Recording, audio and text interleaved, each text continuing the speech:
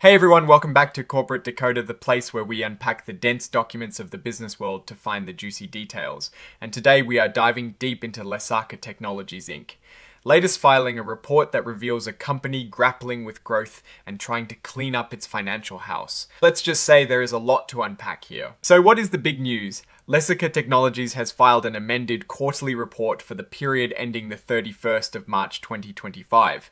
Why amended, you ask? Well, they had to restate their financial statements to fix an accounting error, specifically how they recorded revenue from selling certain vouchers. It seems they were treating it as if they were just passing it through when in reality they were the ones responsible for the sale. This mistake led them to understate their revenue and their costs by millions. It is not a small error, but thankfully it did not affect their earnings per S-Hair or their balance sheet, which is good news. They also had to correct a misclassification of some long-term borrowings, making them current. These aren't earth-shattering changes, but they show a company that is working to get its accounting right. Let's just look at the numbers themselves. For the 3 months ending the 31st of March 2025, their revenue jumped to $161.5 million, up from $138.2 million in the same period. Last year, that is a 70% increase, which sounds fantastic, but don't get too excited because much of this hike comes from their recent acquisitions of Adumo and Recharger. Their cost of sales also went up significantly, showing that growth isn't tea-free. What is more concerning is their operating income, which actually dropped from $794,000 to $569,000.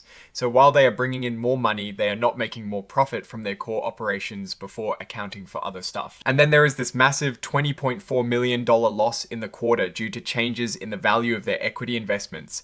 This represents non-cash losses on investments like their stake in Mobiquick. While not a cash hit, it is still a hit to their reported earnings and shows the volatility of their investment portfolio. This is on top of a significant increase in interest expense, further squeezing their profitability. The net result is a net loss attributable to Lesaka of $22.1 million for the quarter. That is a big number compared to just $4 million lost in the same quarter last year. Now, looking at their balance sheet, things are also a mixed bag. Their cash and cash equivalents increased to $71 million, which is a positive sign showing they have some liquidity. However, their total assets also grew significantly to nearly $650 million, mostly due to those acquisitions. Goodwill and intangible assets have ballooned. Their liabilities have also grown substantially to over $368 million, with a big chunk coming from long-term borrowings, now over $166 million.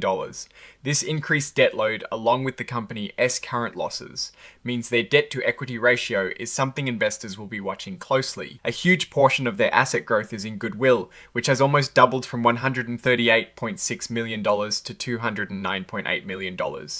This goodwill comes from the recent acquisitions of Adumo and Recharger.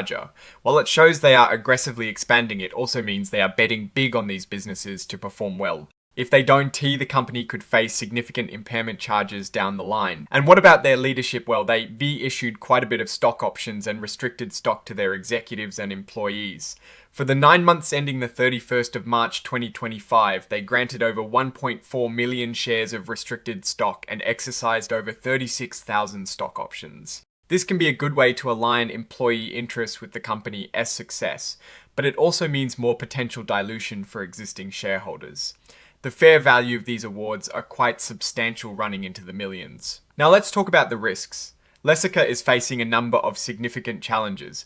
Integrating Adumo and Recharger is a massive undertaking, and the company admits that difficulties in this integration could harm their business. They rely heavily on third-party suppliers for crucial hardware like ATMs and POS devices, which makes them vulnerable to shortages and price hikes. On top of that, they operate in a highly regulated South African banking and payments market. Their Easy Pay Everywhere business, which is vital to their consumer strategy, relies on an arrangement with African Bank Limited. If that arrangement were to terminate, they could be in serious trouble. Even more pressing are the ongoing regulatory changes in South Africa's national payments system. These new rules could force them to incur significant operating costs or even change how they do business entirely. And then there is the internal control situation. The company admitted to not 1 but 7 material weaknesses in their internal control over financial reporting as of the 31st of March 2025. This is a big deal. It means there is a reasonable chance that financial misstatements could go unnoticed. These weaknesses span across their consumer lending, payroll, business combination, revenue recognition, and journal entry processes. They are actively working to fix these issues, but acknowledge it will take time and significant resources. This lack of effective controls, coupled with the restatement of their financials, raises concerns about the reliability of their financial reporting, which can erode investor confidence. Scroll transaction costs related to Adamo and Recharger acquisitions and certain compensation costs. Stakes looking at the big picture Lesaka is definitely in a transformation phase.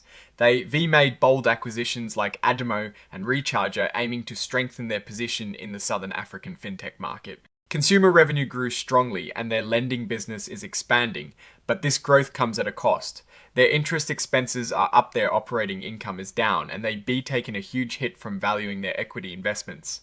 The company is also aggressively expanding its product offerings with new initiatives, like the Lesaka Employee Share Ownership Plan aimed at employee alignment and transformation goals. But all this expansion is happening while they are dealing with serious internal control issues and navigating a complex regulatory landscape. So what is my take? Lesaka is playing a high stakes game. They are aiming for rapid growth through acquisitions and diversification, which is commendable. The consumer division looks promising with solid growth in accounts and lending.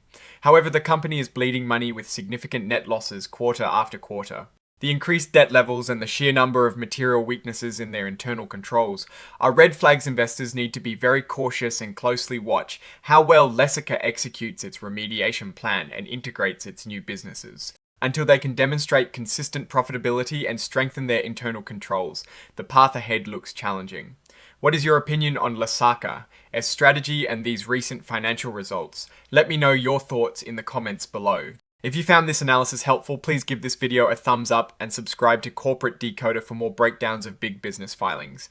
And don't forget to join our Discord community linked in the description for further discussion and analysis. Thanks for watching, and I'll see you in the next one.